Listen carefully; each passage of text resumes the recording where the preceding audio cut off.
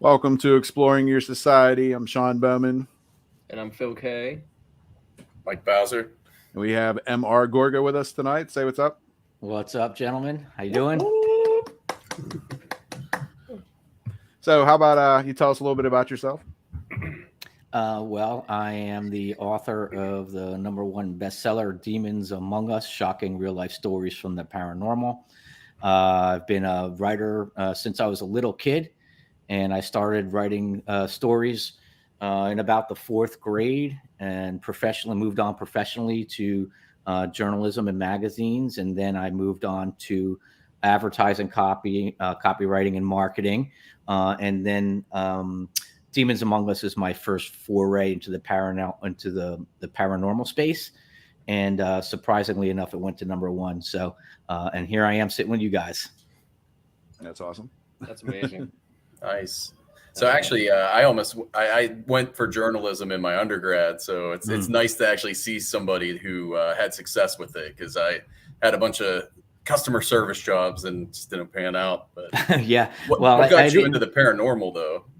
Well, I think it's something that started as a little kid. I remember growing up in New Jersey, and at that time, it was the Amityville Horror was happening, and Son of Sam was running around with a .44 caliber blowing people away. And so I just remember as a kid this wash of fear that just kind of took over like New York City and moved over New Jersey. And as a little kid, it just was like it was just an terribly intriguing thing. And I just think it kind of had an effect on what I like to write, and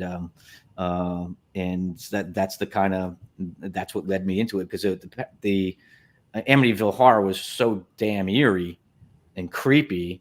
That Jody the pig demon with the red gleaming eyes, and I'm still talking about it.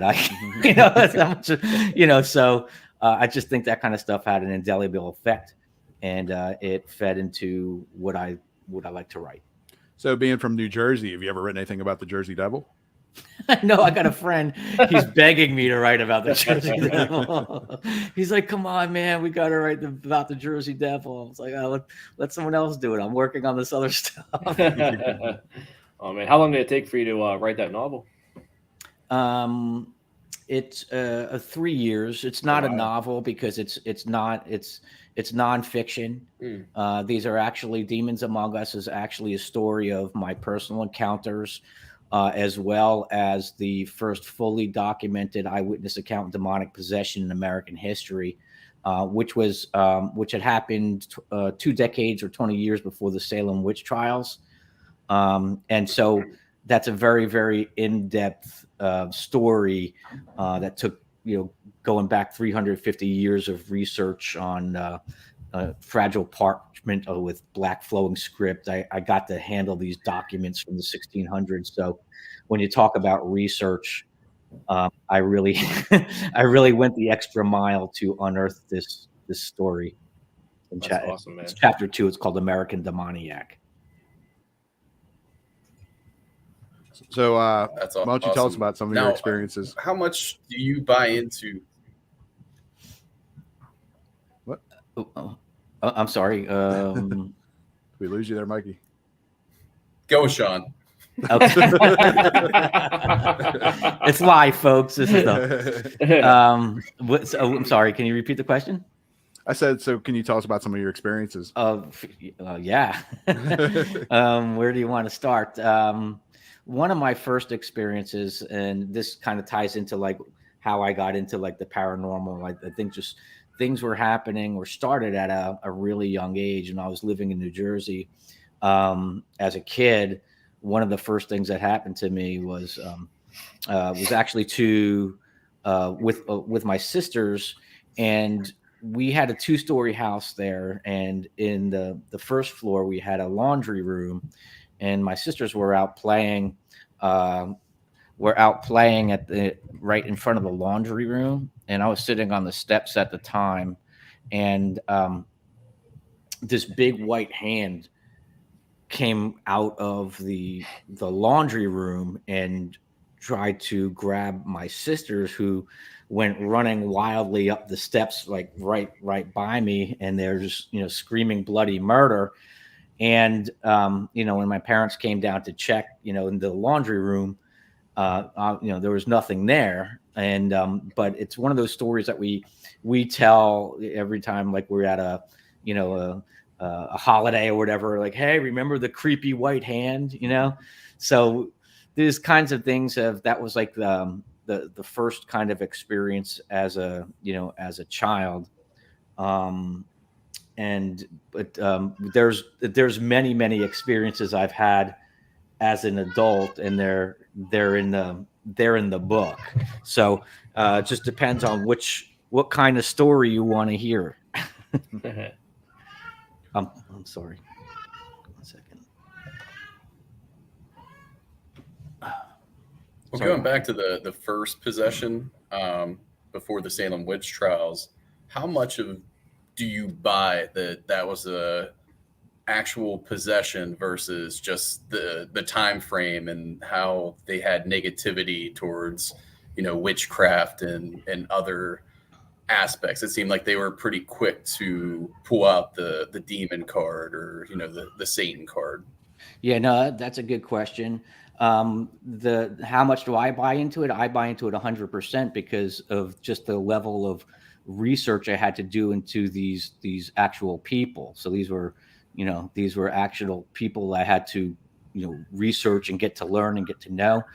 The story itself takes place between a very small town minister and his 16-year-old maid or maidservant. And it was in a very small community, which was basically in the middle of the forest. So it was a very, very small number of families and very, very tight-knit community. This guy, this minister, the minister at the time held the most sway or most power over community at the time, and they were basically the town rock stars of the day. Even the all civic, all civil, and all judicial activities included them in it. So meaning that, okay, we want to rule this way. What do you think about this? Or where is God leading in this? And what I want to say about this minister is he was not quick to jump to conclusion. In fact, he did a very, very revolutionary thing for the time. And what he did was, he had it looked at medically at first, and so they were just kind of like ruling off all kinds of ailments at the time, where it would have been frenetic melancholy, which would have been probably, I guess, severe depression, frenetic melancholy, seizure, or just all kinds of medical things at that time, dropsy, and epilepsy. And so they were ruled it out. So he had the doctor with the medical knowledge at the time rule it out. So he had a very level-headed approach to it, where he wasn't just jumping off the gun, jumping and saying, "Oh, it's witchcraft." Mm-hmm. He was doing, or it's demon possession. He was trying to take a very, very soft approach to ruling everything out. But in this story, it got to the point where he could not rule it out any longer, because the way it was progressing and what he had called or deemed atrocities that were happening to this young maid. And let me just say that these weren't dumb people, by the way. These were the most influential people of the society at the time. This minister not only went to Harvard, he became the president of Harvard. And so we're not dealing with dumb people. As a matter of fact, he actually, because of his role in this case, he became part of the Salem witch trials and was actually instrumental in stopping them, because he went and he argued in court. They wanted to include spectral evidence, and that means they were like, hey, so and so's ghost or specter came into my bedroom and was, biting and kicking me and stuff of that nature.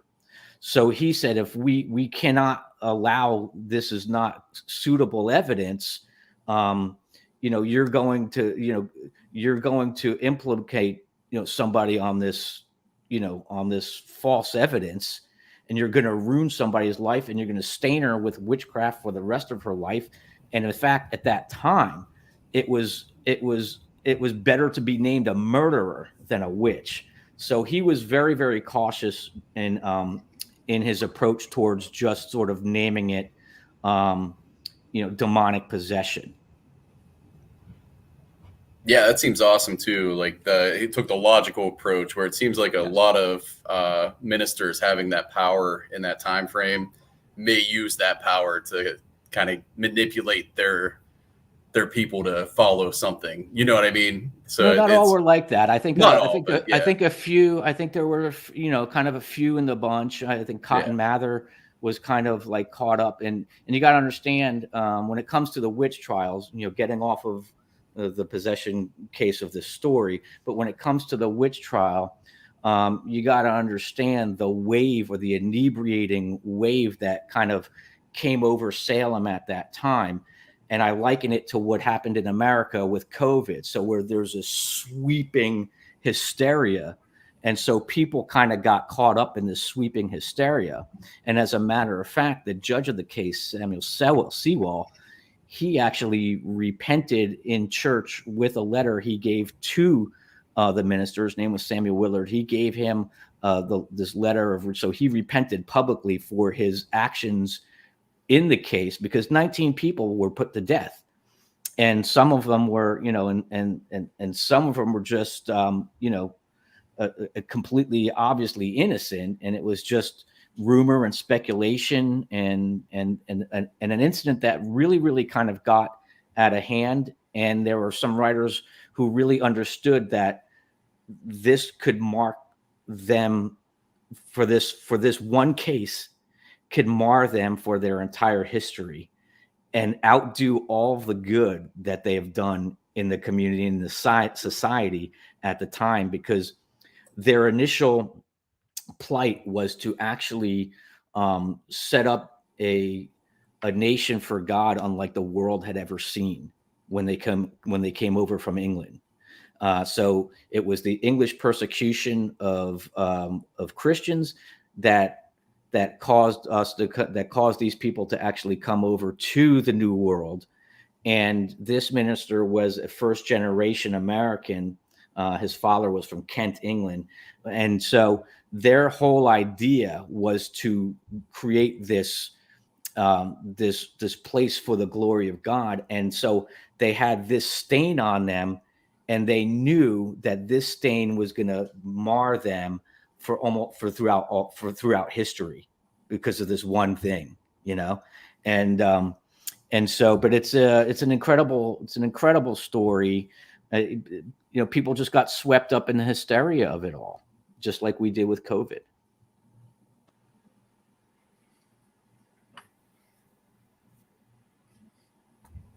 No, I agree. I like how you do the comparison. Sorry, I didn't realize I was on mute. Well, people think it. The thing is like, because people tend to think that these were dumb people. These were not dumb people. Yeah. These were leaders and rulers of the society.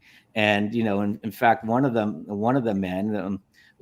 So this minister, what he did, the reason why it's the first fully documented case in American history, is because what he did is he noticed that this girl was exhibiting some strange things were happening. So he took his journal and he started writing blow by blow, date by date, the things that were happening to this girl. Right.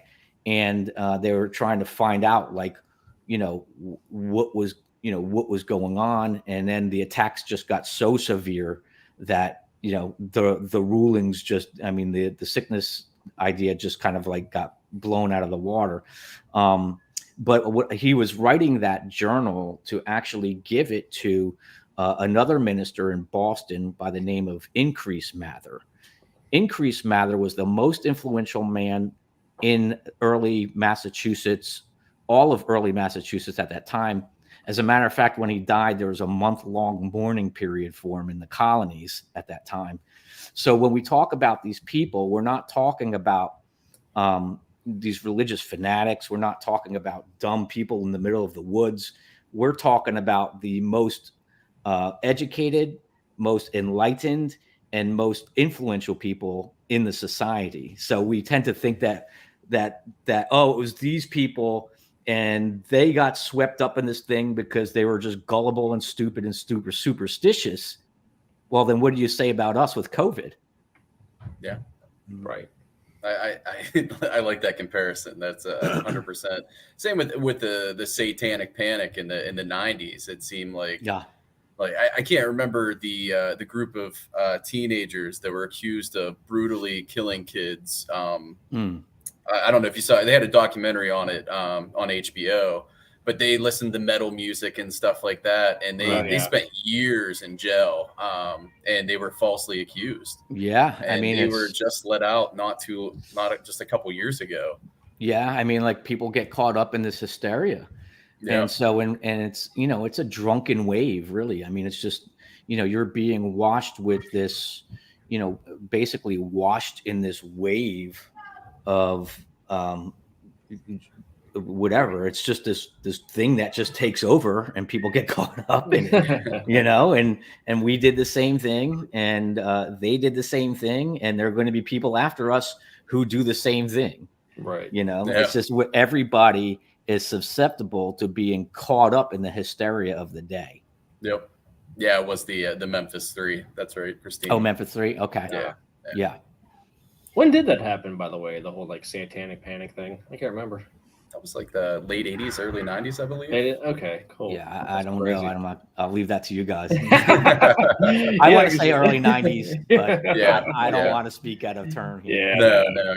I just remember my cousin's a little older than I am, and he was always just terrified of going out in the woods and finding practitioners, and he was always afraid of that. It was 80s, 90s, something like that. That's crazy. Yeah, that kind of reminds me of like with the whole thing with Slender Man and all them kids went out and said they were killing for Slender Man and stuff like that. That just happened kind of recently. No, maybe they were. That's possible. And that wasn't too long ago either, man. That it wasn't. No, 5 years ago, maybe less, something like that. Yeah. That's kind of like one of them things too, where I mean, I don't know if you guys believe in that or not, but like if manifest something, he could actually make it come true. If you believe in it enough, it manifests.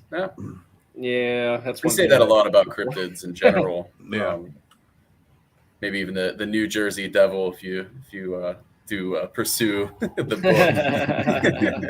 book. Maybe one day I will write about the Jersey Devil. I don't know. Oh man, that's crazy. So when you started having, because I watched a couple podcasts, like I said, when we were offline, you started really getting into religion, and that was when you started getting the what you believe were demonic attacks. Can you kind of maybe go over like some of the stuff you experienced?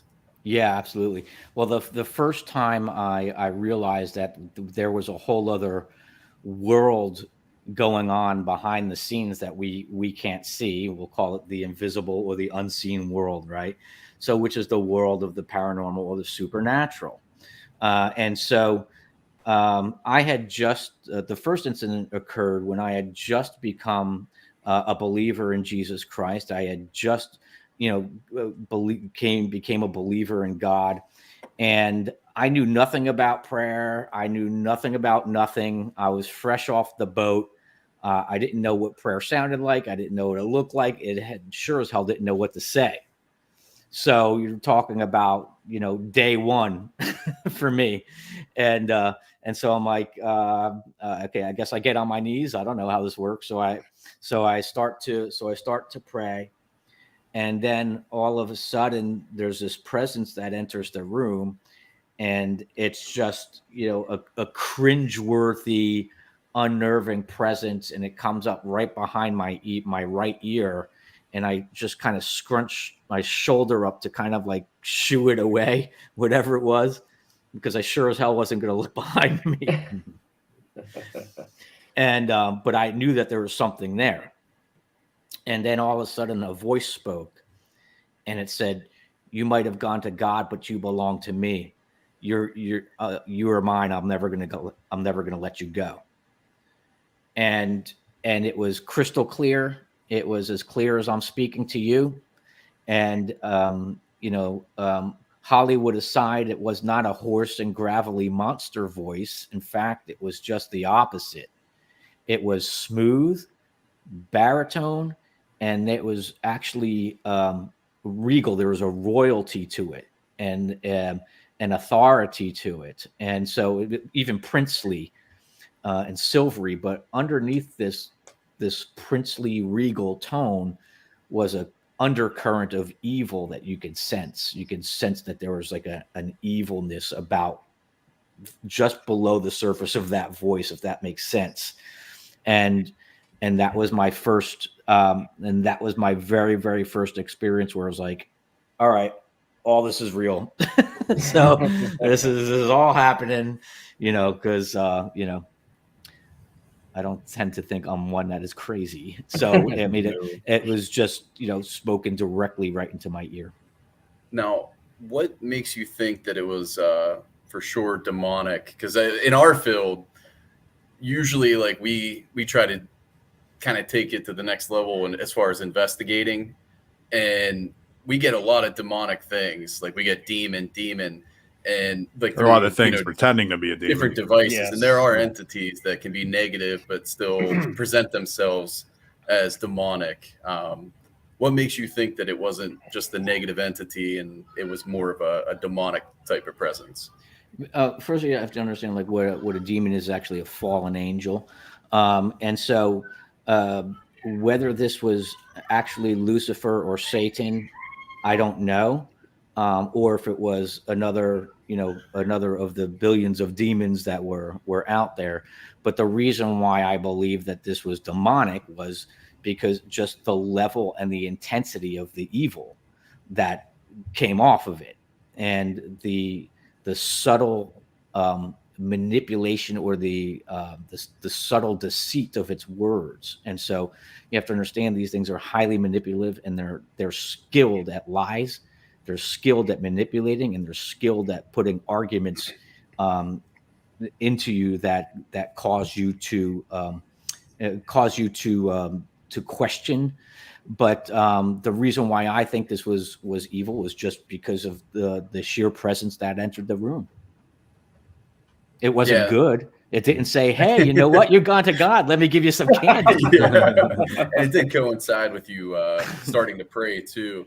Do you feel that maybe this presence was with you prior to becoming religious and finding God, and maybe you doing this prayer kind of put you in tune, or it in tune with you, and allowed it to communicate with you?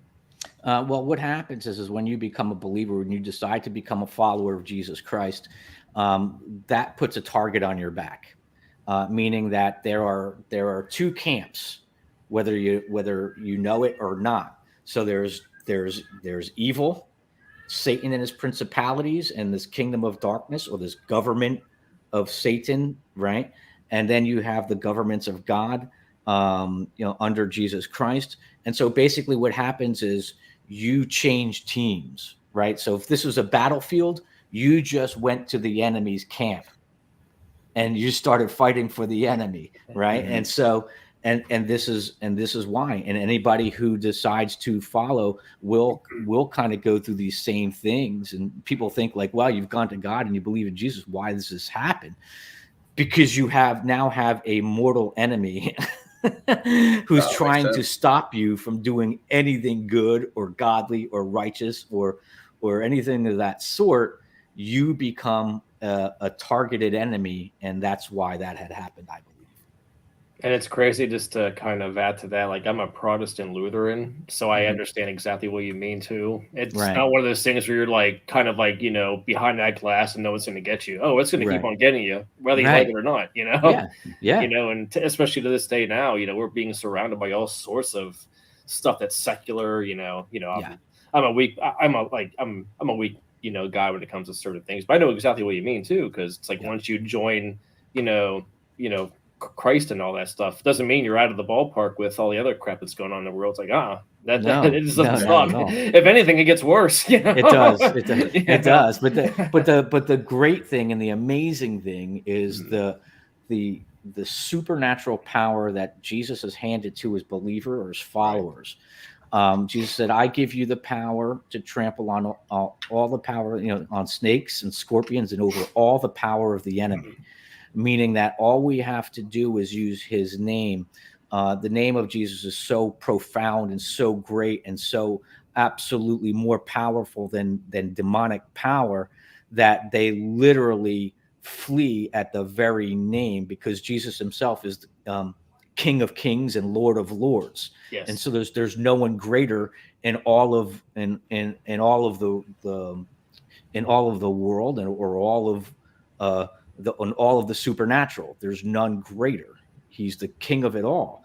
And so he just does this undescribable things. He gives this absolutely astounding supernatural power into frail humanity to overcome these demonic beings that are so superior to a human, to defeat them and to vanquish them. So it's just, to me, it's just this amazing gift and ability that he's afforded us, because he understands how great the devil's not without power. Right. And so he knows that we're going to need a supernatural power and strength to overcome these things that are so far superior in strength, intellect, and manipulation and cunning, and so much superior to man is an angel. And so he knew we were going to need something to combat him with. Yeah, it makes sense. I mean, I'm personally not really a religious person, but I know in almost all religions, it seems like there's always a test. You always get tested, and maybe that's part of it as well, as you're being tested by the negative side. So that definitely makes sense. Now, have you mentioned the hand when you were younger? Have you had any paranormal experiences with non-demonic, maybe positive energy or entities? Well, I always say this: there are no good demons in the supernatural realm. That's a good way of putting it. You guys have done a lot of investigations, right? Oh yeah. Has any of these entities ever said, "Go hug your mom"? Oh, we've had a lot of positive experiences. Oh, yeah, wow. Okay. Lots. I mean, we actually were just we were at Lake Shawnee this past weekend, and Troy, actually, who's a member of our group, had some really positive stuff with a little girl that supposedly died there. So he was emotional, like crying, like that's how positive it was. Yeah, that's interesting. Yeah, because a lot of these things are it's we start going on, we go into these investigations and I know you guys think about it as like dark energy or negative energy, but what we're actually doing is are tampering with evil spirits, and they also, as I said before, they are very, very skilled in deception and manipulation. The Bible says that the devil himself transforms himself into an angel of light, meaning that he can, and the forces of demonic forces can change themselves into any image that they want. So they can appear like a little girl. They can appear like a deceased family member. They can speak like them, look like them, wear the same exact clothes, smell like them, be identical in every single way and form in order to deceive. And this is what I see a lot in the paranormal space. Now, so you would say, like, for example, there's we go to Hillview. I mean, I've been there a couple times. I know Sean and Phil have been there plenty of times, and it's like it used to be if I remember correctly, I had my bachelor party at Hillview. and there's one patient there, her name was Mary Virginia when she was alive, and she was a very she I forget what her disease was, but she was very childlike, and a lot of people will bring gifts for her. She wasn't a child. She had like cerebral palsy or something of that. I can't remember exactly, but she's always presents herself now as playful, and they actually have Santa Claus come in during Christmas time to come to her room and bring her gifts, and she interacts always in a playful tune. But you feel that all entities are just kind of disguising themselves, that they're all negative in general. They're just kind of deceiving you. There are, to me, and it is my belief that these are demons in masquerade. It's basically the devil with a mask on. And so are they capable of doing good things? Yeah, the devil has a lot of good. And, and that's what's deceptive, is because you think that because, he basically, it's like poison in the apple is what he does. So he surrounds his evil with good. And that could be an ideology, that could be a belief system, that could be a lifestyle, that could be, and that could be a many number of things that appear good, but inwardly there's an evil intent. No, that makes sense. I mean, I respect everyone's beliefs. Everybody has different beliefs, and Sure. That's the way everything works. Now, I'm curious to actually hear his answer. What Karma said. Do you think people who work with demons are also evil? That work with demons? Yeah. I mean, like demonologists, or I think like more like practitioners, like maybe occultists that work with demons. Some to work with demons or daemons and angels as well. Yeah. Well, what happens is we kind of when we utilize these things, or we use occultic practices, and say like Ouija boards and conjuring the dead, and fortune telling and all that kind of stuff. All that is rooted in one tree. And so we're tampering with what we're doing is we're tampering with evil. You might not be an evil person, but you're flirting with evil. And at some point, this thing you've allowed it access into your life. And at some point, these things want nothing good for humanity. They want nothing good for you. They want nothing good for me. And at some point, there will be a manifestation that of evil that really has an impact on your life, whether that's harassment, oppression, haunted by evil dreams and thoughts and things of that nature, and just a lot of things that these beings do, because we allow them access. And they would say, well, I was invited, meaning because these things work as doorways. And so they would say, well, I was invited. And so I don't think people are, it depends on the person. I don't want to say there are evil people out there. All right. So I don't want to say that, that everyone's evil and everyone's good. Right. That's kind of what my question was going to be. Is there's good people. Is if somebody's evil, does that mean they actually have a demon in them, or is it they're just evil? Is that something completely different? Yeah, they're very well probably could be inspired by evil, because you don't have to bow down to a Satan statue. You don't have to bow down to a Baphomet or anything like that or worship Satan to be influenced by Satan, right? This is like Satan and these dark forces. It's a government. So, and so if all you have to do to be under this influence is not be under the governance of God, to be influenced by evil.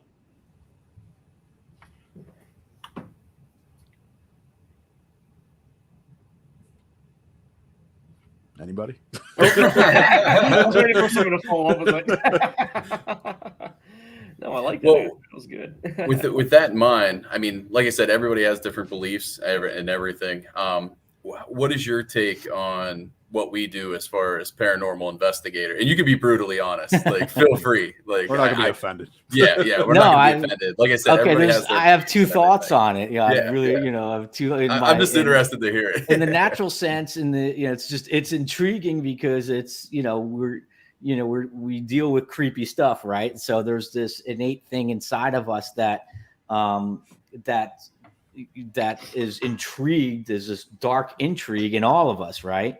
So there is that thing, but then there's the spiritual side, and the understanding that I have is that we are messing around with things so far beyond our understanding that it really opens us up into inviting evil into our lives, and into it opens us up to evil influence.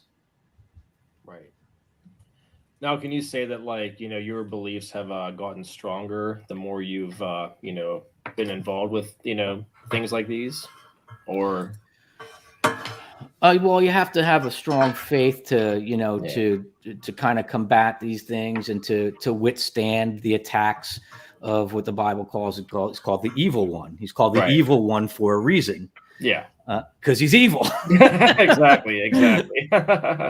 If he was good, he would have been called the good one, but he's not the good one. He's the evil one, right? So you have to be strong in your faith. You have to have a consistent and solid prayer life. It doesn't mean that you're not going to get attacked. Yeah.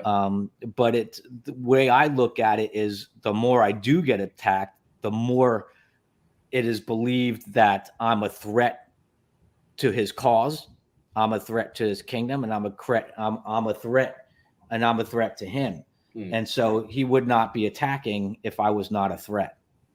Now, what are your thoughts on Ed and Lorraine Warren? Because they were heavy Catholics whenever they were involved in the fields of paranormal and demonology. Do you think, like, what they did was pretty, legit and on point? I wish I did more research into them, and I kind of want to speak out of turn. I don't know certain people's hearts. I don't know what their level of belief is, right, or their level of faith. So I can't speak to them in that regard. But they really were dealing with evil things. Yeah. And so I've only seen some of the things that I've seen in movies, and I don't like to base my things off of just movies alone. I like to actually do the in-depth research needed to really have a conclusive decision, or the insight needed to speak intelligently on it. And in this case, I don't, but I do know that they really did deal with some really dark and demonic things. I believe it was real. Oh, yeah. And, to add on to that, I was even watching an interview with, the people who knew them personally, and they said they strictly did this because they wanted to help people. Yes, I believe so, yeah. They didn't actually do it for entertainment or anything. They strictly did it because they cared enough about people, and they were that strong in their faith. And I think Ed was actually a non-ordained paranormal, I don't know the exact terminology, but all this stuff was in the actual museum for a reason. Right, exactly. Stay in there. Yes, exactly. Yeah, 100%. A lot of it too, when it actually happened, nothing came of it. At least not like fame or money. Like maybe down the line they got all these movies and everything and books and that, but that right there should say something about that. And that's the thing. It wasn't like a form of entertainment for them at the time. In fact, it didn't even exist. Right. And in fact, when they would go on the shows like Merv Griffin or whatever, and a lot of the times they were just sort of like looked upon as just a it weren't looked like favorably. It was almost like a joke. Yeah. Like these guys are going around hunting ghosts and these fucking weirdos, right? And it's like, so it wasn't really embraced at the time. Yeah. As any form of entertainment. In fact, they couldn't have been carrying around cameras at the time because they were just too big and clunky, and you know what I mean? So they couldn't even have had any of the equipment following them around because it just, they weren't doing it for that in that regard. So absolutely too. And forgive me for adding on to that even more, but like even like the people who knew them, you wouldn't even know that they were paranormal investigators just by talking to them. They're just like the regular old couple next door that would come by and give you food, and they just happen to be, involved in like demonology, but not in a bad way, in a more like, we are strong in our faith in God and we're here to help people. And but then again, unless you met them, but no, it's really interesting because it's like I really would love to know the backstory of them, of those two, because like I don't know it, and it's just would be an interesting thing to see how they got kind of called into this thing, because I don't think it's a natural thought process to say, hey, I'm gonna go mess with evil stuff, and I don't think that's a natural kind of desire. I think that's a supernatural desire. So it'd be interesting to understand the leading of that process that led up to them saying, okay, we're going to go do this. We're going to go fight demonic things, Yeah. I don't know if it's true. I know in the movies, and again, I agree. I don't go by the movies because who knows what's going on. But they always indicated that Lorraine had like a special gift, almost like a psychic ability, and it kind of hinted that maybe her family frowned upon that and kind of shunned her in a way. Not fully shunned, but that kind of led her to Ed. Now, I don't know if that's factual whatsoever, but that's at least what the movies kind of portrayed. I would like to know the real story. They've actually have like a number of books out. Before these movies and everything like that, and that's the kind of stuff that I would be interested in. And apart from the movies, I would be very, very interested to finding out more of them too. And just with the whole movie thing, like, do you think Hollywood's really over, fabricated like the whole like demonic side of like horror in general, or to the point where you're just like shaking your head back and forth? You're like, you know what? This does kind of. Well, some of it is dead on. Some of it is dead on. You have movies out there like The Rite. Oh yes, that was which is very, very, very close. And then where I think The Conjuring really did get it right. There was that scene in the basement where the mother is like in the basement. She's full blown possession. Oh, that part was fucking crazy. And so what happens is once a demon enters into somebody bodily, there's a takeover. There's an actual other being inside of you. So, and you could see that in the sharp lines in the face. Yeah. And it's very sharp and it's very angular, and it's literally almost a face behind your face. And so when I saw that, and I'm like, okay, somebody knows something, because how could they know that the shape of the face changes to these sharp, jagged lines and just a sharpness to the features and a fierceness. And so somebody knew somebody, whether they were consulting with somebody or would have you, I don't know, but there were that they got that right. Right. Now, are you a horror film fan? Oh yeah, I love horror films. Oh, good. That's awesome. Yeah. What are some of your personal favorites? This is what we're talking. I love The Conjuring. I love Amityville Horror. I love. Nice. Yeah, I mean, I love the entire Conjuring series. I've 1 and 2. Two is probably one of my favorite favorite horror movies of all time. Emily Rose, I love. That was very good. Yeah, and they got a lot of stuff there right too, where it's these demonic languages and the disjointedness of the limbs and things of that nature, and they do try to starve people to death, like it was happening to her. So they do take away your appetite to eat, or they make you eat like crazy shit like sand and stuff, and so so they had gotten that kind of stuff right too. I mean, I enjoy a lot of horror movies. I just went and saw Orphan. That was good, which was pretty cool. Yeah.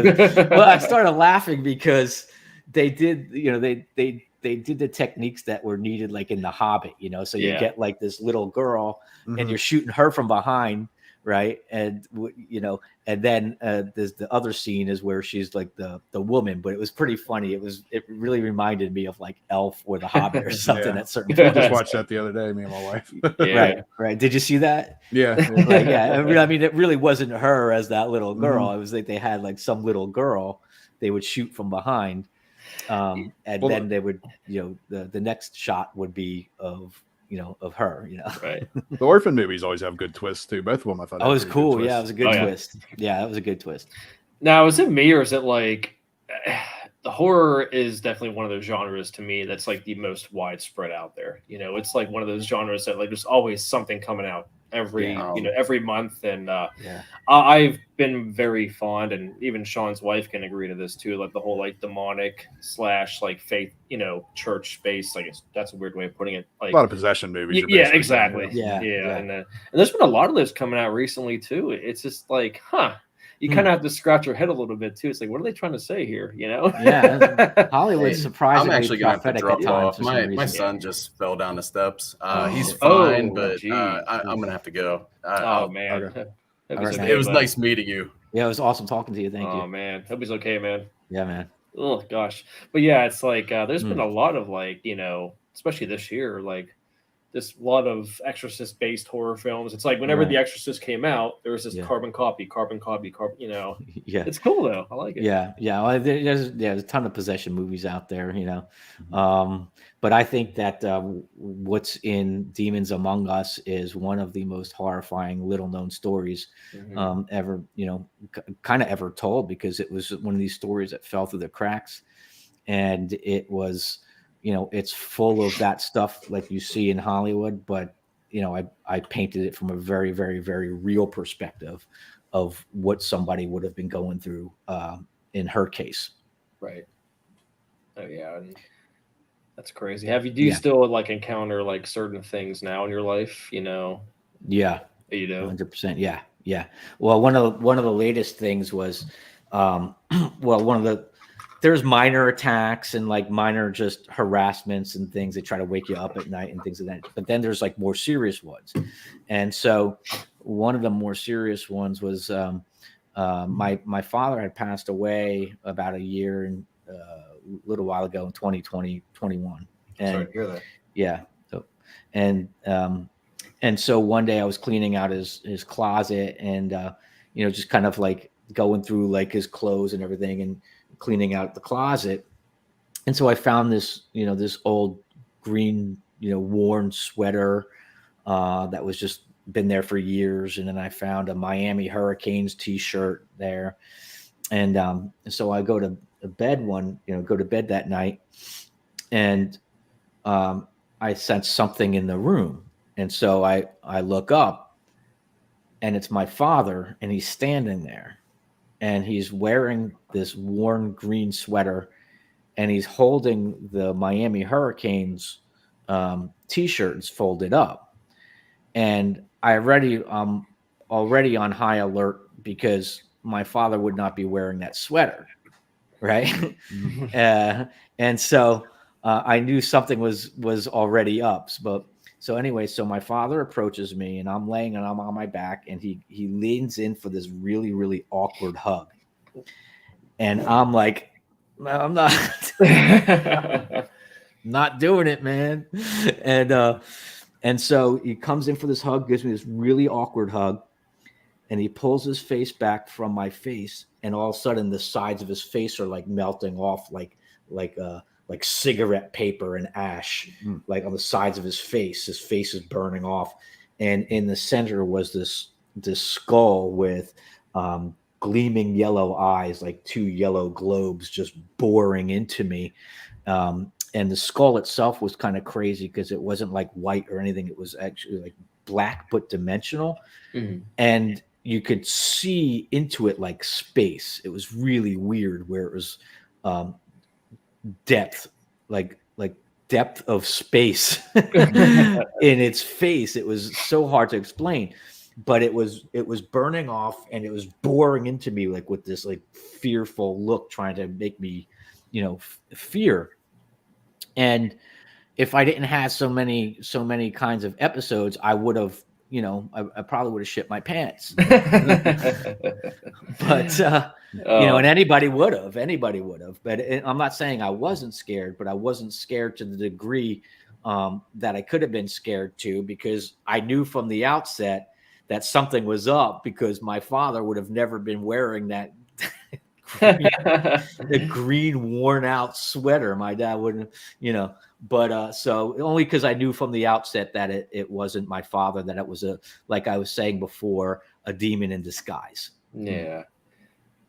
Now, does since obviously becoming like a Christian and your faith is really important too, like even with all these that happen, do you ever like, does the fear not as strong as it used to be, since you're obviously a strong man of God and all that stuff? Is it a lot more, it's like, even if you know it happens, like, I'm not scared of you kind of thing? Does it ever like, I know it's weird because it always catches us by surprise, because it happens usually woken up from a dead sleep. Yeah. Right. And these things happen. So I've had many episodes where it's steely hands clutching my neck in the middle of the night, and trying to choke me, and, you know, taking my breath away, and things of that nature. So I've had many episodes like that, and they freak you out because you're being woken up from a dead sleep from something you can't see, but you know you're being choked. So it's like, what the fuck? And then and then when you wake up, and then when you kind of come to and you register, I actually get angrier because they woke me up. So I'm like, motherfucker, you woke me up. Right. And it's crazy too, because even Sean can agree to this, because you're still human, you know. I mean, I think anybody would get woken up in a deep sleep, be like, really, are you fucking kidding me? I don't care if you're like real or not, you know. So have you ever suffered any like sleep paralysis at all? I think people like to call it sleep paralysis. I think that we like to slap names on things we don't understand fully. Yes, I have had that, and the reason why I believe it's not sleep paralysis is because it's like lead pushing you down, and usually it comes with this palpable fear. You can sense an entity in the room. You can sense the presence of evil, and sometimes that thing comes with a choking as well. So that's like no sleep paralysis I've ever had. I know I've had like a couple occurrences where I'd wake up from, you know, a dead sleep. Even remember back when I was a kid, and like I would see stuff. Like I remember seeing a family at the foot of my bed, and I don't know if it was me still dreaming or it was something in the house or what it was. There's been numerous times throughout my life when stuff like that's happened. Yeah. Well, the funny thing is, you know, these things are actually more common than we give credit for. And the reason why I wrote Demons Among Us was to kind of like open the eyes to these things that are happening behind the scene that you don't even know about. And a weird thing had happened where people feel really comfortable coming and saying, you know, well, I've had this experience and this has happened to me, you know, because when you write a book like Demons Among Us, you're writing sentence after saying, thinking, man, these people are going to think I'm out of my mind. Yeah, I'm crazy.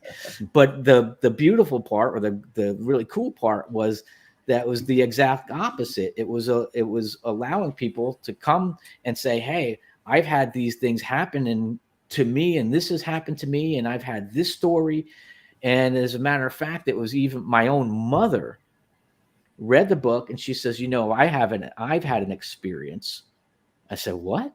She goes, yeah, you know, I was a little girl and this happened. I won't tell her story because it's hers to tell. But my mom, I mean, and this never came up like ever. And so she told me this story, and I was like, could this have never come up like ever? Yeah. Mm-hmm. And so the book Demons Among Us is really helping people not just to kind of open their eyes to what's happening behind the unseen realm or the, you know, unseen world, but really allowing people or making them comfortable enough to come forward and say, yes, I've had this experience. And, you know, because I'm not going to think you're crazy, because this stuff is more common than you think. Oh, yeah. And so it's like, I'm beyond people thinking I'm crazy. I'm like, okay, let's let's start talking about what this stuff is now. Well, I know with like just the paranormal in general, like anybody that knows that we're into this now, like we have a convention coming up this weekend actually, and you'll cool. get everybody coming up to you telling their stories, and some of these people, like from your job, like they're just like a little old lady that you wouldn't expect like believes in this type of stuff, but she'll come over and start telling you everything that ever happened. I know, it's crazy, right? Yeah, I mean, it really opens people up to, because I think that they again, people think they're afraid of being tagged as crazy, right? And so and that's the fear that prevents them from ever really saying anything, and I'm sure that happened with my mom, but and one of the episodes that actually led me to write the book was I wrote the book in answer to a string of nighttime assaults I was having. And they happened repeatedly for about a week to 10 days. And it was those late night stranglings with steely hands. It was like the chest pressings, and it was evil whisperings into my ear and some strange language and scratchings and bitings and things of this nature. And so this book is an answer to those attacks, meaning that, okay, you're going to attack me. Well, I'm going to attack you because I'm going to expose what you are and what you do and how you do it. Right. And one of the catalyst moments was, I was at the time, a prayer leader in the ministry that the church or the ministry I go to and belong to. And on Thursday night, we had a prayer meeting, and at the end of the prayer meeting, we were all in a circle, and so I asked, I said, hey, is anybody experiencing these things happening to them at night? And one by one, these reluctant hands went to go up. Now it was about 30 people, and it was 13 hands that were raised. And so 13 people were experiencing similar or the same exact things that I was experiencing, but they never said anything because they feared that they were going to be called crazy. Yeah. Right. But once they said, we're going through these things. Well, now we had a clear plan of attack of what we were going to pray for and against. See, this is a very offensive, defensive kind of thing. This power of prayer, this prayer life is now we know where to point the lead downfield, downfield. So then we had a real targeted attack of what we were going to take down in the spirit realm. That's awesome. And Demons Among Us is a product of that. Well, that's why I wrote it, was because was a catalyst moment for me. I was like, all right, well, you're doing these things, you're attacking people. Well, how many other people are being attacked and they don't even know what it is, right? Mm-hmm. And that's why I wrote the book. Oh, that's awesome. How big of a hit was the book whenever it first came out? It reached number 1 in 10 categories. Awesome. Seems like practically overnight. That's amazing. So it became the number 1 new release in Ghosts and Hauntings, Unexplained Mysteries, Occult and Demonism, Evangelism and Spiritual Warfare, and a few other ones I can't think of right off the top of my head. But it did go to number 1 new release in 10 categories. And then about a month later or a few weeks later, went to number 1 bestseller. So Demons Among Us is a number 1 bestseller. That's awesome. Which means I have to start buying it now, and I got to read the damn thing. Yeah. Oh man. Do you have any other books coming out? I have I have another book in the works, but I also I stopped on that book to write a screenplay. And that's about, because of all of the research that I've done from the 1600s. I utilized all of that knowledge, and what I did was I wrote a full feature-length screenplay. It's called The Dover Witch, and it's probably the most realistic, terrifying story of a witchcraft trial you'll ever see. So right now I'm shopping that, and I'm looking for producers and agents to kind of team up with and kind of get that thing made. And so it's a terrifying tale of a witch trial. That's fantastic, man. Yeah, so that's where I'm at. Yeah, and I get asked all the time, "Oh, are you gonna write Demons Among Us too?" And I said, God, I hope not. Because, Jesus, how am I gonna want me just to be attacked? And attacked. It's like I'm sure this stuff wears you out too, man. Honestly, it's exhausting. It's exhausting, man. Yeah. Are you familiar with The Bell Witch at all? Oh yeah, one of my favorite books. Yeah, I love that book. Okay. Yeah, because I know it's like one of the documented cases where an actual spirit supposedly, killed somebody or whatever. Yeah, it is. It's one of the case. It's one of the few cases that are documented where somebody was actually killed by a spirit, because their goal is what the Bible says is to steal, to kill, and destroy. And see, you think that it was doing good because it was protecting the girl. Meanwhile, it was killing the father. And so this is such an interesting book, because I think it was one entity speaking with two voices. I don't think it was two entities. I think it was one acting male and female. Oh, that's crazy. Just to hear that's freaking terrifying. Good God. Yeah. Oh, it's a great book. Oh yeah. Yeah. It's and speaking of to kind of run off of that, with the location that you currently live, is the paranormal feel pretty strong there? Are there lots of places to venture off to that there has been histories and all that stuff too? Is it pretty? Yeah, we have the Riddle House here in West Palm, and that's considered a haunting house. It rings this bell and everything like that. So you guys can in your off time just kind of research that, the Riddle House. There's paranormal investigations down in Miami. There's a team down there. I can't think of their team, but I know they're down there and they investigate Miami a lot. And cool. And then there's Casadega, which is probably one of the most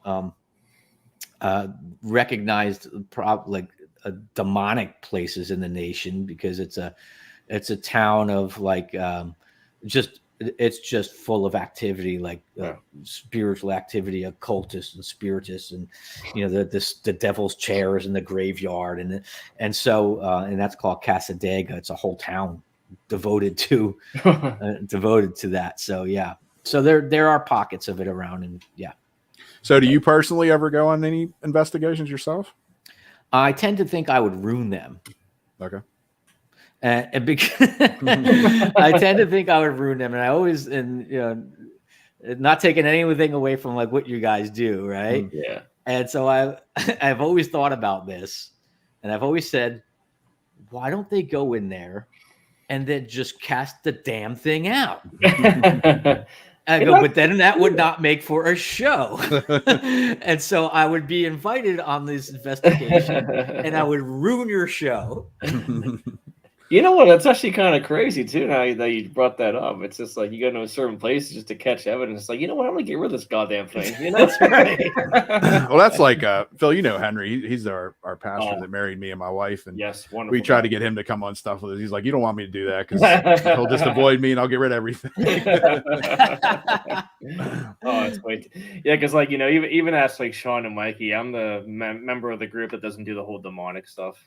You're the most religious of the group too, I'd say. At least Christian faith, definitely. Yeah, definitely. I do have a strong belief. I always have. I mean, even though a lot of the stuff that I involve myself in or is not really Christian-y, but to me it's art, but I am probably the most, firm believer. I know his wife is a non-denominational Christian.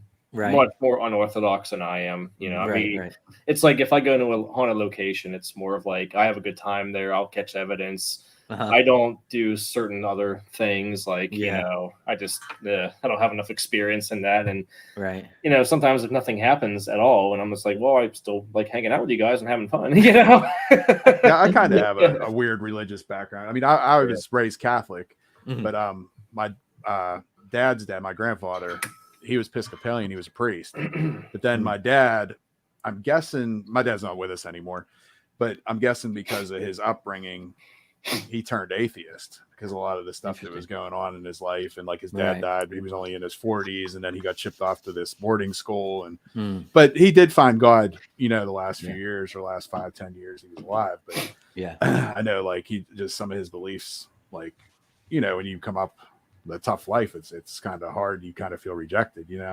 Yeah, I mean, listen, this world has a way of kicking your ass, man. So Yeah. it's, Sure. you know, and so it's, you know, it's under, you know, it's almost understandable, but I think we blame God for a lot of the things that are the things that we couldn't control, or we blame God for things that we enabled ourselves. Meaning that I'm an alcoholic, but it's God's fault, right? Yeah, And right, so right. So it's or and things of that nature, and that always kind of brings to like the question, the problem of pain. Well, if God exists, why did this happen?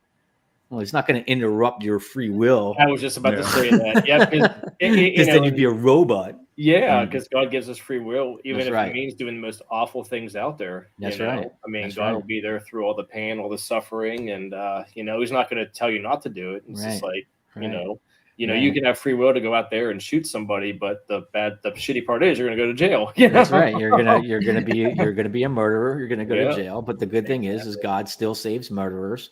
Yes, God still saves. God still saves. Addicts and porn addicts and dregs of society like me. God still saves. God still sets free. And that's the beautiful thing about God, is that we can turn our lives around, and when we follow Him. Now, see, my question is complete opposite. Like I'm not going to say who it is, but we have a very good friend who is having a lot of health issues, and she's an angel. And I don't understand like why something like that would happen to somebody who's so good to everybody. Yeah, well, I mean, it's some things God uses to press us deeper into Him, and it's like, we tend to think that these bad situations and these horrible, why do people get cancer and why does this and why is that, right? And it does not negate the problem of pain, does not negate the existence of God. And sometimes God uses these things to press us deeper into Him, and not to say that these things don't suck and they don't hurt, and they do, but God uses them to form Christ deeper into the heart of the believer. So for the believer, there's a purpose to the pain. For the unbeliever, they have no purpose to it. Okay. Right. And it's and that's sad. Yeah, it sucks, because I lost both my grandparents to cancer. It's terrible. It really is. Of course, I've lost a friend to it. Yeah. And I even read something somewhere, and then that even God will even put us in situations to the point where we literally have no other choice but to rely on Him. That's right. It's just like, look, that you can't get through life without me. I'm going to let you know that you can't. It's miserable. I mean, it's absolutely miserable. I'm a prime example of like shit that's happened, but it's because I dealt with a lot of crap in my people like say like, oh, you're so happy-go-lucky. It's like, well, a lot of shit happened in my life that's not so happy-go-lucky. Just not to me personally, but it sucks. But I have no choice but to press on, and because every day is a gift. Well, another thing about when I was talking about the power that Jesus gives, the authority to cast out demons and devils and stuff. Another thing He gives that's supernatural is peace, a supernatural peace.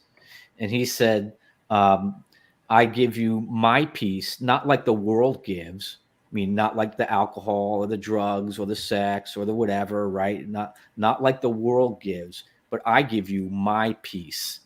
And so it's a supernatural power and peace that allows us to kind of go through these roughest storms of life, but we can go through it with a deep, deep measure of peace, knowing that, okay, somehow God has got this thing. Because I should be freaking out, but there's so much peace, like an anchor rooting me, like inside of me, that you can't buy it.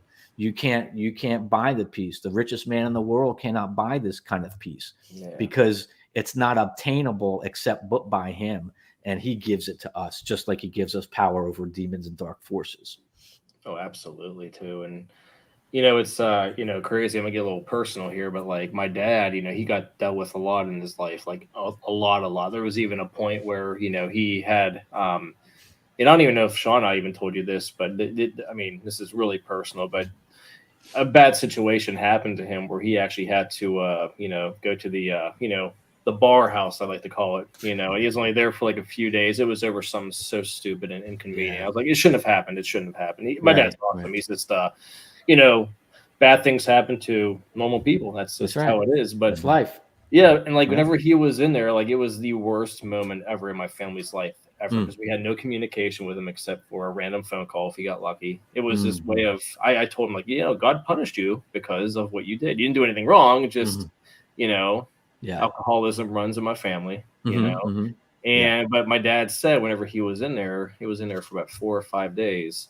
He knew, he kept hearing God saying, I'm under control. I'm going to get you out of here. And that's what happened within 5 days. It was the greatest moment ever. Nothing compares at all to it. You know, I mean, it's just, awesome. Yeah, it was. I mean, it sucked to me. My mother was just a wreck. I'm like, Mom, crying, yes, you have to let it out, but it's not going to just magically open up the doors. It's not. Right. Sometimes you just have to deal with the rules and regulations of shit, but it's gonna get fine. And and that was like almost 4 years ago now. You know? Yeah. Well, sometimes you got to go through stuff like that to make yourself a better person. Yeah. Well, you have to. I mean, you know, because God, again, there's a purpose. He's forming something inside of us that's so unearthly, and so these situations and these problems and you know, these things they're working in us a greater thing that we know. And, you know, I'm in the middle of the battle of the trial of my life as we speak, but God, I'm trusting he's forming something in me that I'm going to go through it. I'm going to go through the fire. I'm going to go through the flood, but they will not hurt me. Right. And that's a promise from him. And honestly, in this day and age, being humans, we are never going to ever understand why he does the way he does, but we're not supposed to until we end up, you know, passing on and they're like, now I know why, you know? Yeah, exactly. Yeah. All will definitely be revealed. Listen, we're never going to know everything. We don't know everything about space. Nope. Hell, we don't know everything about the ocean. Exactly. So we're never going to know everything about everything. And sometimes we have to take things at God's word. Yeah. And we have to take things by faith. We don't take things stupidly because God gives us a brain, so we're smart. Yeah. But we do have to take some things by faith, like God's going to get us through this thing. Right.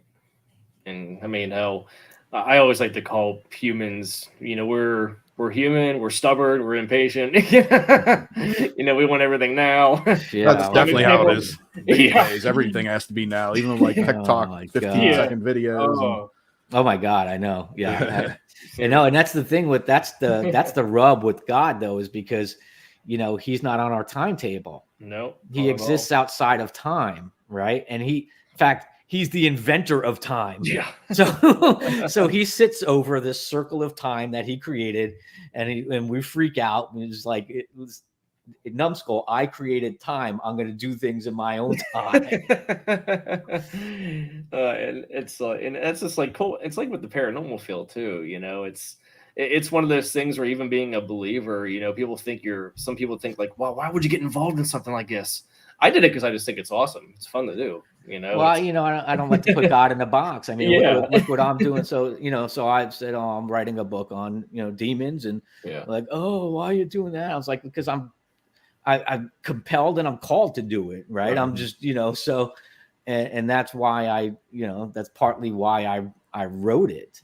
Was to be able to kind of expose these things that are happening, and things that are happening to people unaware, people gripped by severe depression, people crippled by suicidal thoughts, people crippled by pharmaceuticals and opioids and all of these things. And so I wrote the book to ultimately help people see these things so they can get free, that they know there is an answer, there is a way out, there is a way to break the stronghold, to break the grip of these things off of their lives. And that's part of what you learn in Demons Among Us as well. Oh, absolutely. And I'm sure that you guys can both agree, the paranormal field's a big family. It really is. Mm-hmm. You know, it's like even our friend Peggy, who's going through what she's going through right now, the amount of support that she has from all of us, paranormal or not paranormal, is incredible. Mm-hmm. Right. I mean, that's incredible just to even be a part of.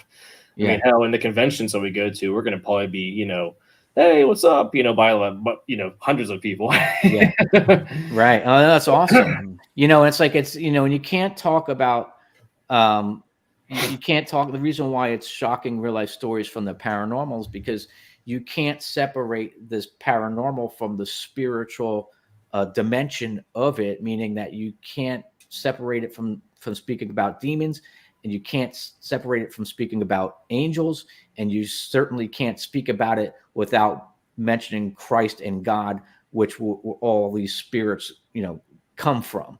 Right. And so, and that's why, that's why I named it, from the paranormal, and I lumped it all together, is because they're all tied together. The whole unseen realm is all interconnected. And so, and that's what you'll find in there as well. But you can't separate, you can't separate them from each other, Oh, absolutely. Yeah. It's what would you be doing if you weren't involved in the paranormal field? What are other interests outside of that? I probably would have been dead in a ditch somewhere. I hope not. Hey, that's saved by grace, right? Saved by grace. And it's like, what would I be doing? I don't know. I probably would have been, probably would have been playing music somewhere. I would have been some bar drinking away. I probably would have been, had sex with some girl and got AIDS. I don't know. I mean, was there any certain moment that like turned you around? Was that? Like, did you have like an epiphany? Like, was there any certain moment that turned your life around? Someone told me about Jesus. Okay. And it was a guitar teacher that I had, and I was, and I first thought, I'm like, well, you're crazy. And he goes, okay, man, you've been taking lessons off me for 8 years. I'm not crazy. He said, listen, I've done everything. I'm so glad he had the wisdom to tell me this stuff. So he's like, listen, man, I've done everything. I've done black magic. I've done Santeria. I've done Ouija and tarot and, and all the things that you can do, man. And I'm telling you, the power of Jesus is beyond all of it. And, and so he was trying to get it into my head that this stuff was real. Right. And so finally it got through, and I, accepted Jesus. And then he says to me, he's like, good. He goes, now get ready, because you're going to be attacked by Satan. Thanks. Yeah. Well, good, because what you'll hear in church today is, oh wow, you got saved. Now it's going to be candies and rainbows, and you're going to have your best life now. So I'm glad that he had the spiritual fortitude and the balls to tell me that, now get ready. You have an enemy, and you're going to be under attack. And it came like that. He was right. That's the best way of putting it too, man. It really is. Yeah. Trust me, it's not easy. Every day's tough. No, I mean, of course, not every single day is going to be tough. You could have it like today was good. Worked, woke up, ate, hung out with you guys. Yeah, exactly. Success. Exactly. Yeah, no, I don't know what I'd be doing outside of this, to be honest. I mean, I probably would have pursued something, musically. I'm sure I would have been writing something, because that's just that's just inside of me. Mm-hmm. So, like I said, I've always been a writer. So I'm sure that would have writing something somewhere, What kind of music do you are you into? I like heavy stuff. I like okay. I like metal. I like yes. I like trippy stuff. I like but no, my background is from like very hard music, and so that's the kind of stuff I like, and it's That's don't need to give it up. It's just something that I enjoy. So no Christian rap? It depends, because there is some out there that is. NF's really good. I don't know if you ever heard of NF, but he's a good Christian rapper. Yeah, I don't know. There's some guy out there my friend shows me all the time. I can't think of his name. And this guy's just spitting truth, man. I was like, God bless it. It's so good. And it's good. It's not like shit. You know how like a lot of the Christian entertainment is just absolute shit. Oh, yeah. It's awful, dude. It's absolutely awful, and that's why they're like, "Oh, you're gonna publish the book with Christian." I say, "I'm doing absolutely nothing with Christians." Oh yeah, so I don't get to reach out to. They're not right, and I probably put yourself in a box either, really. That too, and I said, I'm not a Christian author. Right. I'm an author who happens to be a Christian. In fact, I don't even like to term myself Christian. I like to say I'm a follower of Jesus Christ. Exactly. I think that's a more appropriate term to use too. Yeah, you know? and because I'm a follower of him, and what we've done is by putting names on all of these things is that we've, you're trying to put me in a box. Oh, you're Christian, you shouldn't say that, or you're Christian and you shouldn't do that, and get in your little box, right? And but no, so the reason why I did that is with shocking, named it Shocking Real Life Stories from the Paranormals, because I don't want to be associated with that world creatively because they suck. Right. Oh yeah. There's been one thing that was really, really good, and that was Mel Gibson's Passion of the Christ. I actually remember seeing that movie in the theaters with my mother, and I actually almost fainted watching it because I was young. Intense. It was intense, man. Oh yeah, absolutely intense. Like the silence and the that was happening in that theater was just, I'm like, oh my God. It was just like, because I saw it in the theater, and then I look back and there's just people just wailing and bawling, and I'm like, but that was like a movie experience like I've never seen before. But yeah, the Christian stuff as a whole, maybe it's getting better. I don't know, but they really need to come up in regards of their level of talent and creativity, and certainly they can't make movies right. They say the actor got struck by lightning like twice or something too. The guy almost died. He did, yeah. He did. He's got a because he was praying. He said, God, how can I portray? How can somebody portray the Son of God, this miracle worker? Yeah, right. Who this unearthly power that he was utilizing everywhere, and so how do you portray the Son of God? And so he was praying. He said, God, help me to to have an understanding of the pain that you were gone through, or what you have went through. And lo and behold, he's on the cross. He gets struck by lightning twice. That's crazy. Oh yeah, because I even think like Mel Gibson even was actually considering even taking them down the actual cross or whatever. It's like, no, don't do that. I want to go through the exact hell. Obviously not the exact hell. That would suck. No, that would. But yeah, he went through hell. He almost died, like you said, and I think he suffered like hypothermia twice or something like that. Yeah. I mean, there's a lot going on there. Yeah, I think there's a lot of, supernatural and spiritual dimension that was happening in the making of that film. But, I don't want to cast all creativity in that realm under the bus, but a lot of it is very, very, very, very, very bad. Oh, yeah. Yeah, it's definitely one of those films that people actually also were pissed off about, too, because they called it like torture porn in a way. And I think even Mel Gibson said that he toned it down a little bit because of how it was stated in the Bible. It was actually much worse. Of course it was. Of course it was. So it's, so we can't even imagine how bad it was because, I'm sure that his organs were exposed because of when you would whip, and they would have the bone and they had the stone and they had whatever else like in there in that whip with a cat of nine tails. Yeah. And so it would grab onto the skin and you pull it off in order to create the most form of torture you can. And so he was whipped and being ripped open every time. I'm sure you could see his organs. It was probably way, way, way worse than we can ever imagine. Oh, yeah. And I just love Mel Gibson's storytelling, too. He's amazing. Like, I'm actually also a big fan of his war films, too. Like Hacksaw Ridge, which is another one where the main guy was... Good one, Oh, dude. Yeah. Even he actually even didn't put some of the details in the film, was thinking the audience was like, that never happened, but apparently it did. Yeah. Well, Mel Gibson is actually, he surprises me because he's really done like some real credence to the creative field in terms of a Christianity or belief or in faith. I just watched Father Stew with it was Mel Gibson, and it was Marky Mark. What was his name? Wahlberg. Yeah.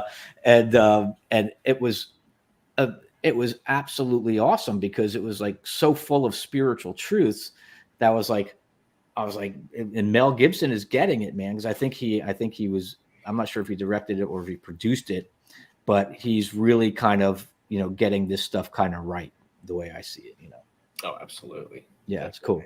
So I'm not sure if this is the direction you guys really wanted to head for the show, but here we go. No. It's just, I like, it's always nice talking about certain topics that you wouldn't normally talk about when it comes to the paranormal or just even anything. It's nice to really drift off because it's a good conversation. You learn from people, you really do. Like, we talk about a lot about movies and music and stuff too. A lot. Yeah. Oh yeah. That's awesome. Yeah. Some of the dumb shit that I do whenever we're investigating and my chronic allergies, because every time we record, it's like, because you know what, we're all people. We all have all sorts of, things that we like to do. Like, it's like you said, you're a fan of heavy music. I love heavy music. I mean, I got to see Rob Zombie recently. Oh, that was awesome, man. You know what? That's cool. Yeah. The last show was fine, but dude, he has to hang it up. Like, why? He's just like, he was singing off key, and I'm like looking at my buddy Troy. I'm like, is he kidding me? He's like 50 fucking years old or something like that. I love the guy; he's awesome, but it's just. You got to give the guy props. Okay, so he's on tour while making the Munsters at the same time. So like, maybe he was just trying to focus. He's like, oh shit, I got to call the DP guy and try to get him. No, you're right too. Because if I was up there, I'd probably be doing the same thing. I'm like, holy shit, guys, give me a break here. Exactly. It's like, oh shit, the art department's fucking up, and I got to sing, 1965. He was good. He was good. Mudvayne on the other hand. Oh God. Oh Lord. Now I know I would not be able to do better at all. I'm just saying I have to be that music snob who's critiquing everybody. Right. Phil, did you go to that one when it was Rob Zombie and Marilyn Manson like 5-10 years ago? I think it was. Yeah, I did go to that one too. I wanted to go to that show. Oh yeah, Marilyn Manson, he's really good. Although, and I heard this from a friend of mine, he is not as energetic as if he's not actually headlining. So if he's actually the main act, he'll go full force. But if he's not, he's like, Yeah. Well, I know Jen went to that one show. This was right before that when he fell off the stage. I think it was right after his dad died.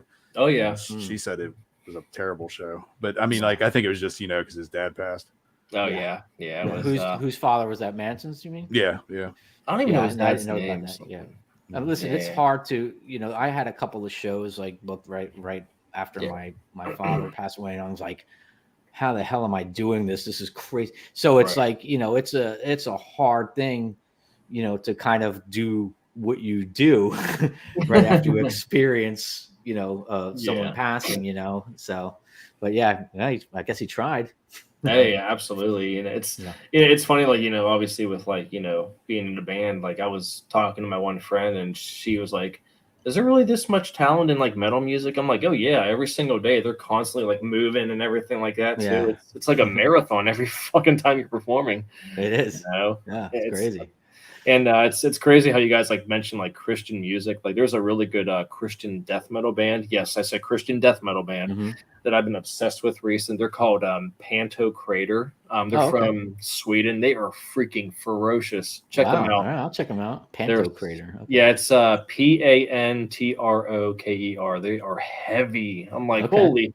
Like I had them cranked in my stereo in my car, and my whole car was vibrating. I'm like, heavier the better, man. That's how I view it.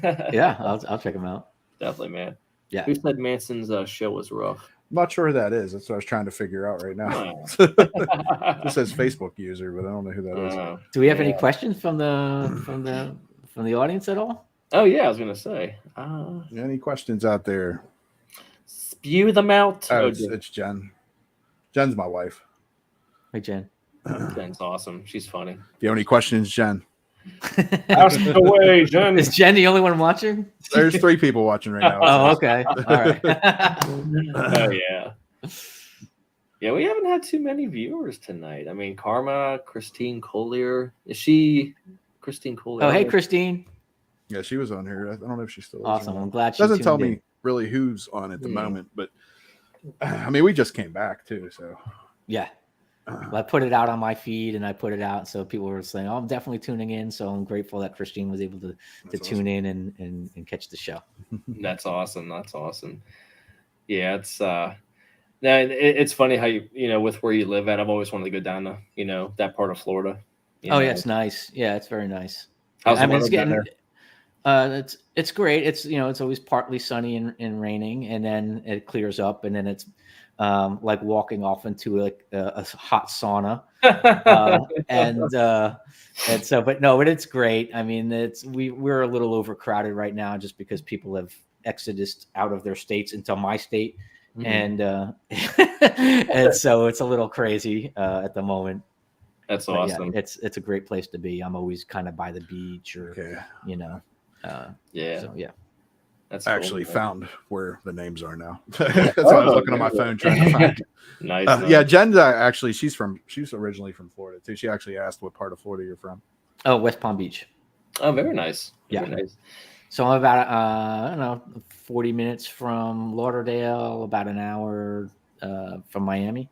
Okay. Oh, cool. Yeah, she was from Port Charlotte originally. Oh, okay, cool. All right. I think that's the other side of the state, if I'm correct. I'm not exactly sure. She Yeah, might I don't comment. know. I think so. I could be wrong. But yeah, and anything else you guys want to touch on? I'm trying to think here. We've talked a lot about some awesome stuff, man. It's Yeah. it's I think it's definitely nice to meet somebody who's involved with the paranormal, who also is involved with like the church and all that stuff too. It's nice. You don't hear that a lot from people. It's because I've always loved those types of discussions. It's because you seem very well versed in biblical stuff, which is really, really cool too. Because I'm the laziest believer you'd ever meet. I can't remember the last time I actually picked up the Bible and read it. I used to read all the time, but it's just I don't know. I think with cell phones and everything, it's I play games at night on my phone, or I'll read something on my phone, but I just don't read books anymore. I wish I did. Yeah. It's funny because it's we really need to make time for these things. It's so easy just to start scrolling through on your phone, and but yeah, we do need to make. We always say, "Oh, I don't have time for this," or "I don't have time for that," and "I don't have time for God." We sure as hell do, because we're scrolling 45 minutes on phones, right? And it's I can't read this book because I'm tapping away on something on the phone. There's time we need to make it. Oh, absolutely. It's time to relax is what we need to do.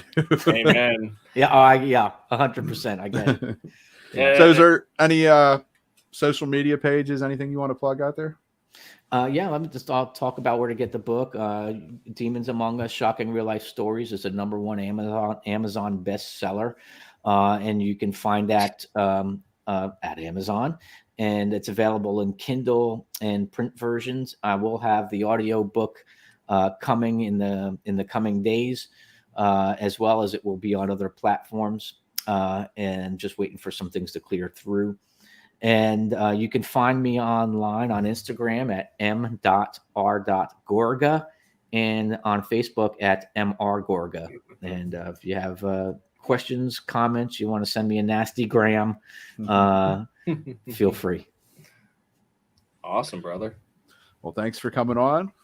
Oh yeah, Appreciate man. Thank you. Thanks for having me. I appreciate it. It was awesome, man. Loved it. Awesome. I'm glad. We'll definitely pick up that book, and hopefully we'll talk to you next time about your next book coming out. Yeah, probably not Demons Among Us 2, but I would feel terrible. I'm like, oh, what happened to him?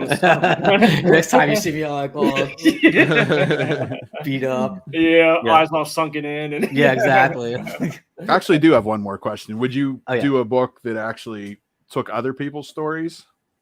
Sure. Okay. Yeah.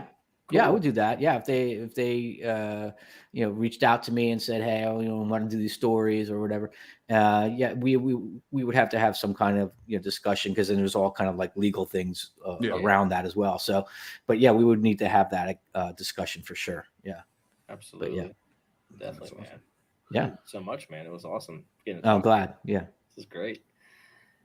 Cool. All right. Well, yeah, I'm glad you guys have me on. Appreciate that. Oh yeah, brother. You be safe, man. I got that band too. You're gonna love them. I will. Thanks, man. Thanks so much, brother.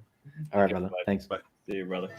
Thanks for watching, and don't forget, you can find us here, and here, and here. Don't forget, Everybody needs a little bump in the night.